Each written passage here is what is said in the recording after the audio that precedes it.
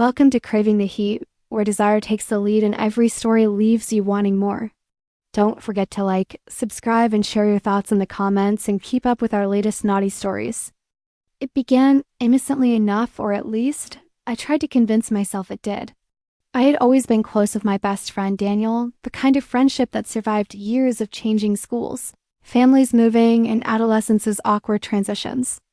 His mother, Marissa, was a constant presence in my life. She was striking not in a flashy way, but in a quiet, effortless elegance that made people notice without even trying. Dark hair streaked with silver, sharp cheekbones softened by a warm smile, and eyes that could seem both piercing and tender in a single glance. She was a mother figure, a confidant at times, someone I respected, and, more than I cared to admit, someone I had admired from a distance for years. That summer, everything shifted. Daniel had gone on a week-long camping trip with his school friends, leaving the house empty except for Marissa and me. I was supposed to be helping her with some small home renovations, repainting a few rooms, fixing a leaky faucet, but from the moment I stepped inside, there was an electricity in the air I hadn't anticipated. It started with small things. I caught her looking at me differently that morning, lingering glances as she handed me a paintbrush, the brush of her fingers against mine as she adjusted a plank of wood. My pulse thudded in a way I had never felt around her before. I kept telling myself it was absurd. She was my best friend's mother. A forbidden line. Impossible. Yet, every rational thought was drowned out by a growing heat I could not ignore. As the day stretched on, the air between us thickened. Marissa moved closer than necessary under the guise of giving instructions. Her perfume subtle but intoxicating, a floral scent that seemed to cling to me long after she had passed.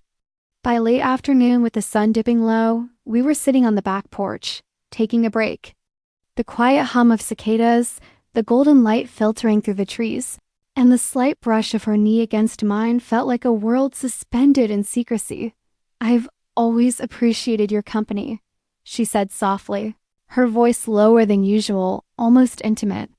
There was something in her eyes, a mixture of curiosity and something darker that made me shiver. I looked down, trying to hide the racing of my heart, but she reached out and placed her hand over mine. The touch was electric, deliberate, impossible to ignore. I swallowed, my voice barely a whisper. I feel the same. And that was enough. That night, the barriers shattered. It started with a gentle kiss, tentative, testing, before it deepened with a hunger I hadn't realized I possessed. Her lips, warm and commanding, pressed against mine, and suddenly, the world outside that porch, outside that house, ceased to exist.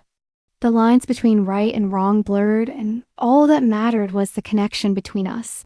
The forbidden intensity that made every stolen breath feel sacred. From that night onward, our relationship became a dangerous, intoxicating secret. Every encounter was charged with both thrill and guilt. During the days, she was Marissa, the devoted mother, always polite, always poised.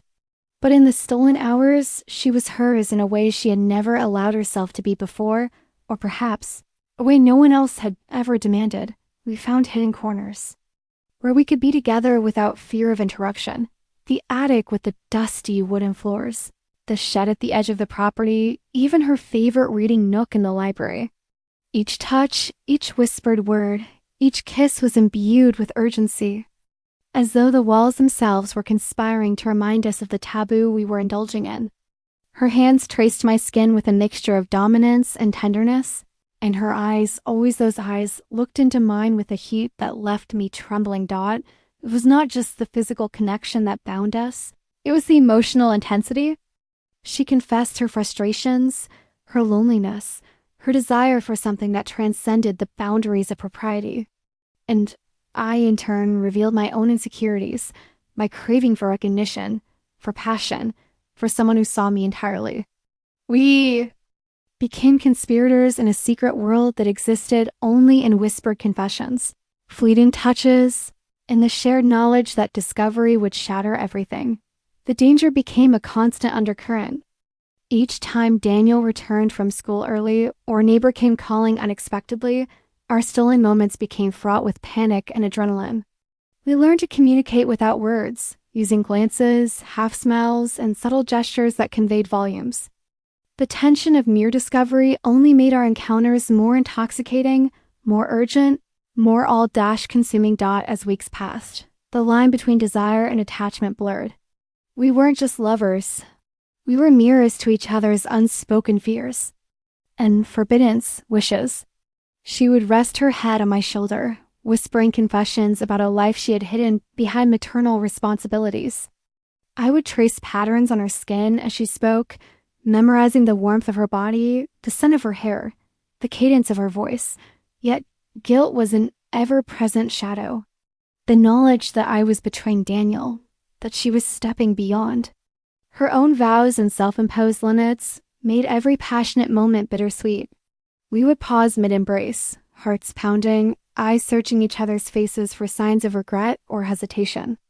And every time we would find none, only desire, only need, only the unspoken understanding that what we shared was forbidden. Yet irresistible. One night, under the guise of finishing some repairs, we lingered in the attic, the moonlight spilling through the small window, our hands intertwined, our lips meeting in urgent, desperate kisses. She whispered my name in a way that made my blood run hot, her nails tracing lightly along my back as if marking her claim. "I shouldn't want this," she murmured, voice trembling. "But I can't stop." I held her closer, pressing my forehead to hers. "Neither can I admitted. The affair stretched over the summer, each day a delicate balance of secrecy and longing. We created an unspoken language, a set of codes and cues, a rhythm that allowed us to meet without raising suspicion. The ordinary world carried on oblivious to the storm of passion raging behind closed doors. Inevitably, the tension reached a climax one sweltering August evening. Daniel had returned early, and we found ourselves cornered, the risk of exposure higher than ever. The fear of being discovered heightened every sensation, every brush of skin, every lingering kiss, every whisper of desire. That night, as we clung to each other in the shadows, I realized the depth of our connection. It was more than lust. It was a forbidden love, raw and consuming, that had altered the course of my life forever. Eventually, reality forced its hand.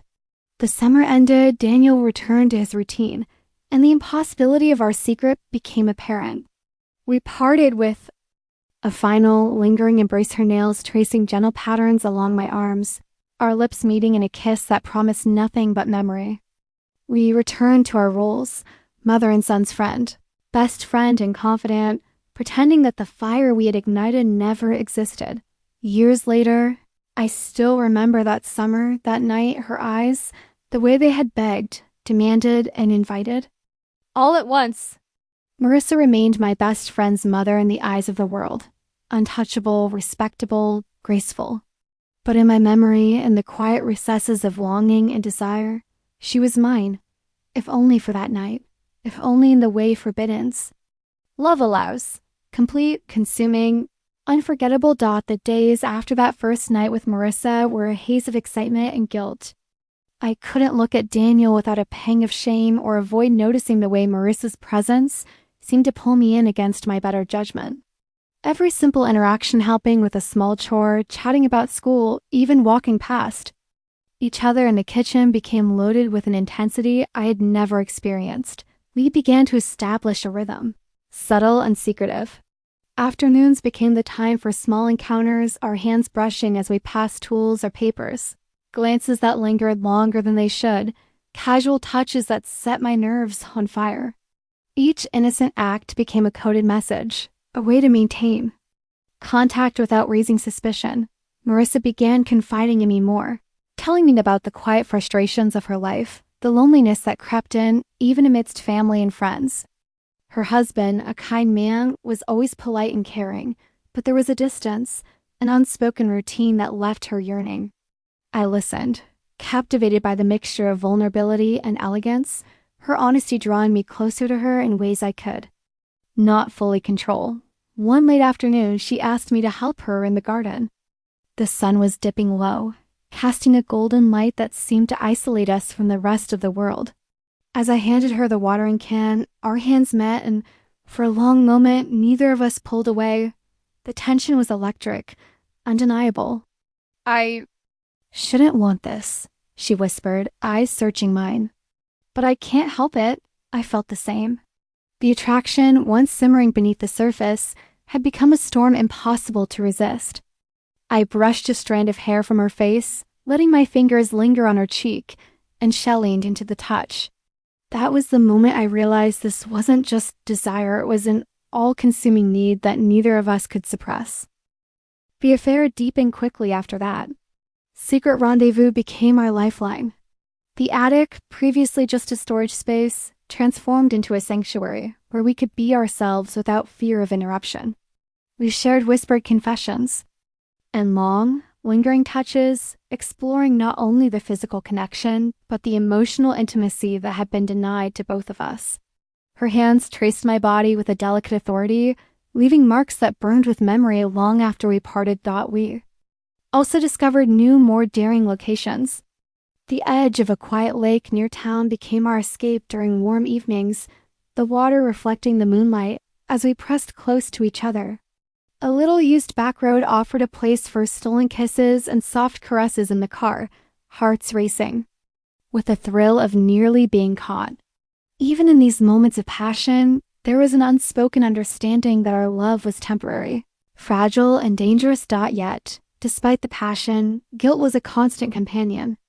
I felt it every time I saw Daniel, the boy who had trusted me implicitly, oblivious to the world of secrets unfolding under his own roof.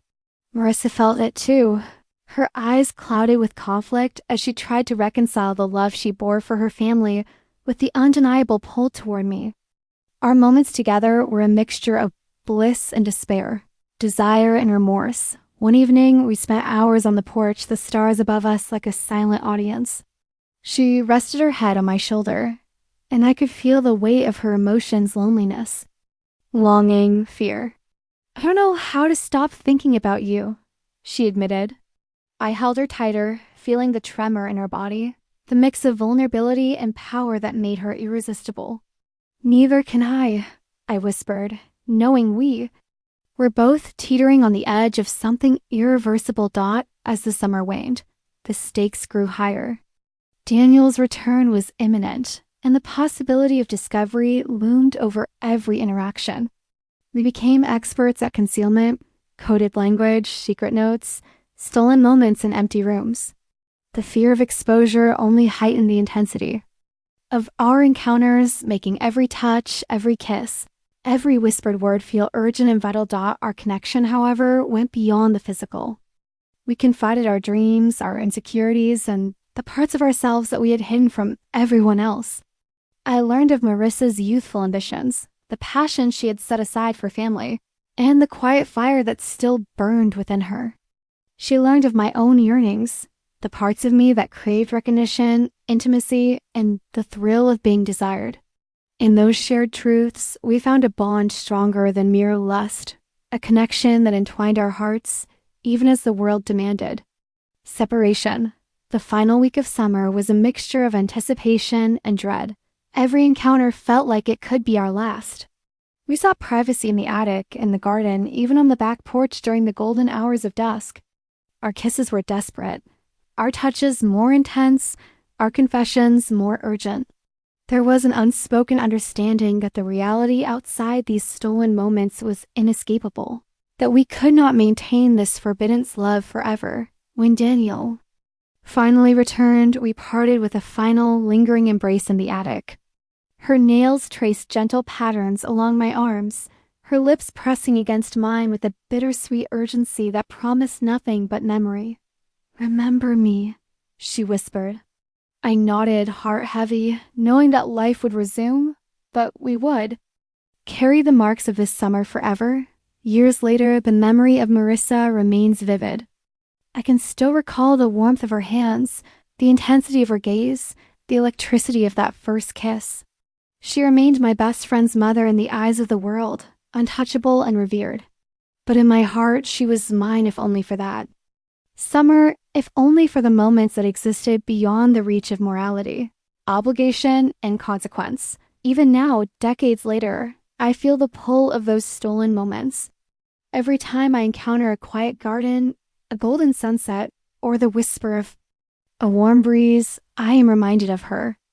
Marissa, the woman who was forbidden, who was untouchable, who broke all the rules, and who, for a fleeting season, became mine. After that summer, life seemed to settle back into its usual rhythm, but nothing was the same. Every day at school, every casual encounter with Daniel, every shared family meal at Marissa's house carried the weight of unspoken truths. I had returned to my ordinary world, but a part of me lingered in the attic, on the garden path, in the glow of stolen summer. Nights, Marissa too seemed changed. There was a subtle shift in her demeanor, a quiet confidence mixed with an ever-present tension that hinted at our secret shared moments. We continued to meet, though less frequently, our encounters now coded in even more caution. Every interaction was meticulously planned. Even the smallest slip could unravel everything. Texts were carefully coded, subtle nods in the school hallway became signals, and stolen glances were loaded with the weight of memory and desire. Yet with the increase in secrecy came an even more profound intimacy.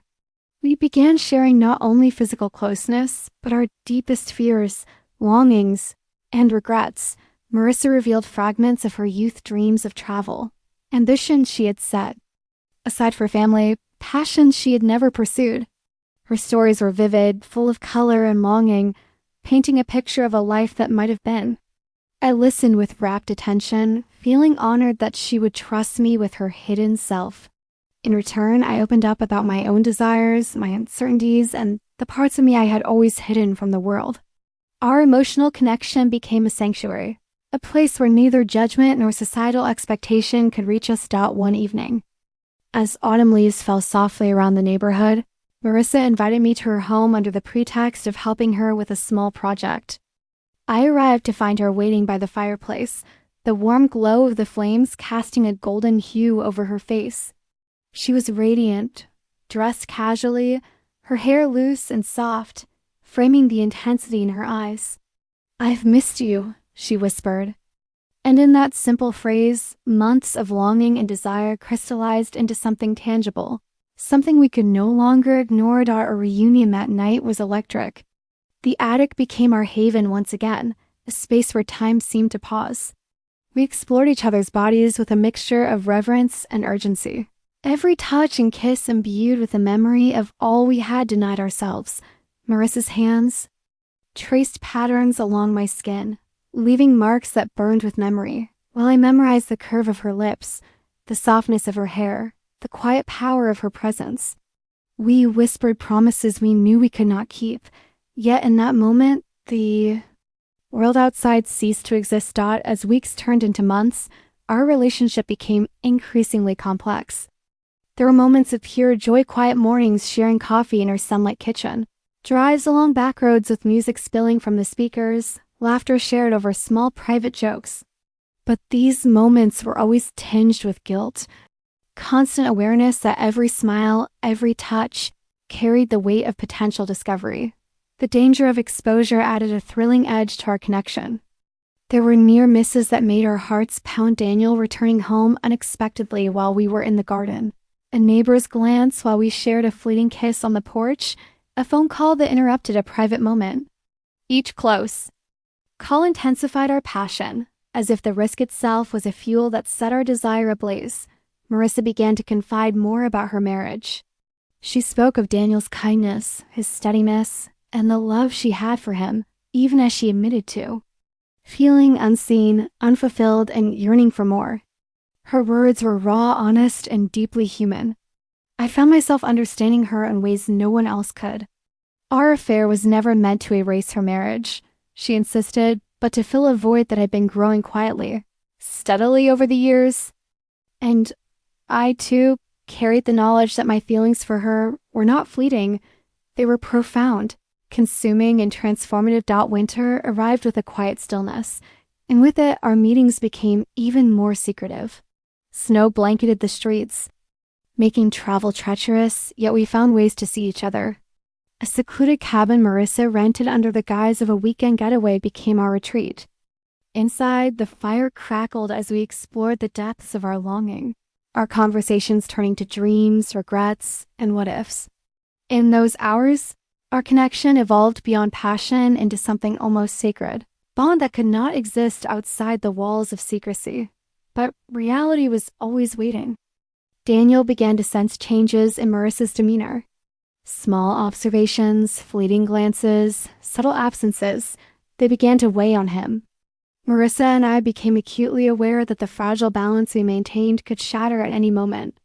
Every encounter became a negotiation between desire and discretion.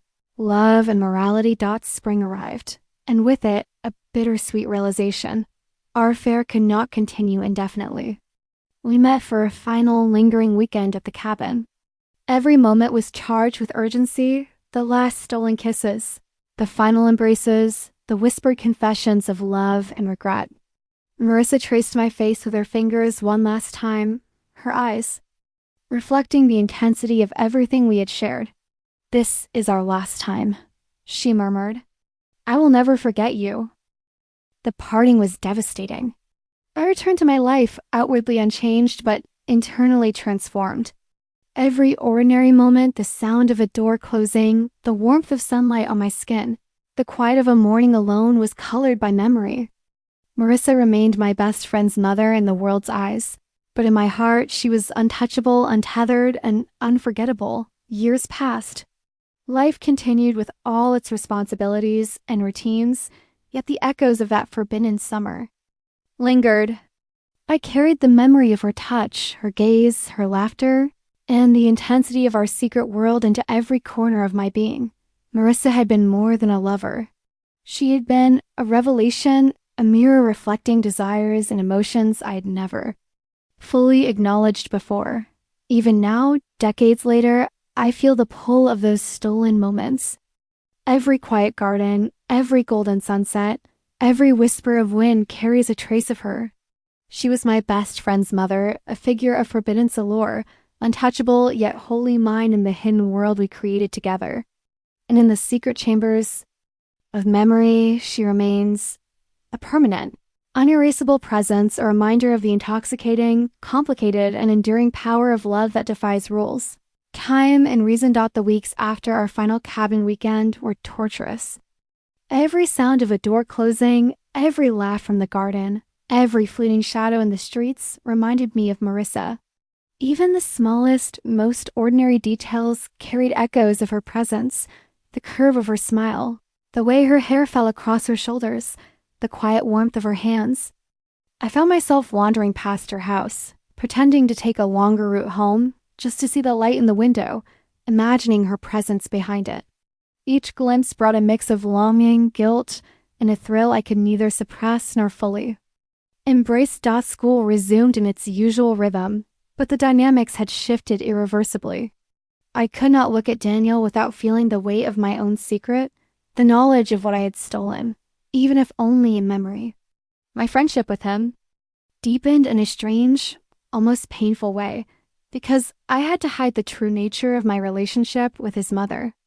Every joke we shared, every shared moment carried a hollow undertone for me, a reminder of the forbidden intimacy I could never confess. Marissa, too, seemed changed. She moved with a subtle grace, her usual warmth tinged with a quiet melancholy. There were fleeting moments, an almost too long glance across a crowded room, a lingering touch on the hand that betrayed the invisible thread connecting us. Our encounters became rarer, each meticulously timed and laden with tension, but the intensity grew with scarcity. When we finally met, even for a few stolen hours, the world outside disappeared. We spoke less of guilt and more of memory, savoring the traces of our shared summer, the physical imprints, the emotional resonance that neither of us could release. Over time, the emotional complexity of our affair began to seep into every corner of my life. Relationships with others became superficial. Conversations empty, laughter hollow. I began to notice things I never had before: the quiet intimacy between couples, the subtle gestures of love that Marissa and I had shared in secrecy. Each observation was a pang, a reminder of what I had experienced, what I had been denied, in the open, and what I could never reclaim fully. One evening, long after the affair had ostensibly ended, I received a text from Marissa Simple, almost innocuous. "Do you remember the garden?" The message sent a shiver down my spine. Memories came rushing back. The scent of jasmine, the warm summer breeze, the way her lips had pressed against mine as if the world belonged only to us. I replied cautiously, unsure if the contact was wise, if it would reopen wounds better left closed. She responded, "I can't forget, and I don't want to, not completely." We began to communicate sporadically, each message a careful thread, reconnecting us across distance and time without ever fully re-entering the dangerous territory of the past. We spoke of books we had read, music we had discovered, moments from our separate lives, but beneath the surface of casual conversation was always the undercurrent of intimacy, of shared history, of desire tempered by caution. Each exchange became a ritual, a reminder that our connection, though hidden, was indelible. Then came the holidays, a time when families gathered, memories were made, and the temptation to recreate moments from our past became almost unbearable. Marissa invited me for a quiet dinner, ostensibly to discuss school matters, but the tension between us was electric. We moved carefully, words measured, touches fleeting, glances laden with unspoken acknowledgement. That night, as snow fell silently outside, I realized how deeply we're still entwined, how the emotional scars of our affair had transformed into a permanent, subtle bond. Years passed. Daniel grew older, unaware of the secret that had shaped parts of his mother and me. Marissa maintained her composure, balancing love, duty, and desire in ways that only she could manage. And I, older, perhaps wiser, certainly carried the memories, the secret intimacy, and the lessons learned from a love that was as consuming as it was forbidden. Despite the passage of time, certain moments refused to fade. A particular scent of perfume, the brush of a hand in an unexpected place, or a glimpse of a familiar smile could transport me back instantly to the attic, to the garden, to the cabin. Those memories were bittersweet, a mixture of longing, guilt, and gratitude for having experienced a connection that defied convention and expectation. In quiet, solitary moments, I often reflected on what Marissa and I had shared. It was not just an affair, it was an awakening. It revealed the fragility of human desire, the power of secrecy to intensify passion, and the way forbidden love can illuminate the deepest parts of the soul. She had been my best friend's mother, untouchable in every sense of the word, yet she had shown me a dimension of intimacy and human connection that would shape me for the rest of my life. Even now, decades later, her presence lingers not as a tangible reality, but as an echo, a shadow, a memory so vivid it could almost be touched. In every quiet garden, every sunlit room, every fleeting brush of someone's hand, I feel the ghost of her touch, the intensity of her gaze, the weight of a love that could not exist in the light, but thrived in the shadows. And in that lingering presence, I am reminded that some connections, no matter how forbidden, never truly end. They simply become part of the fabric of who we are.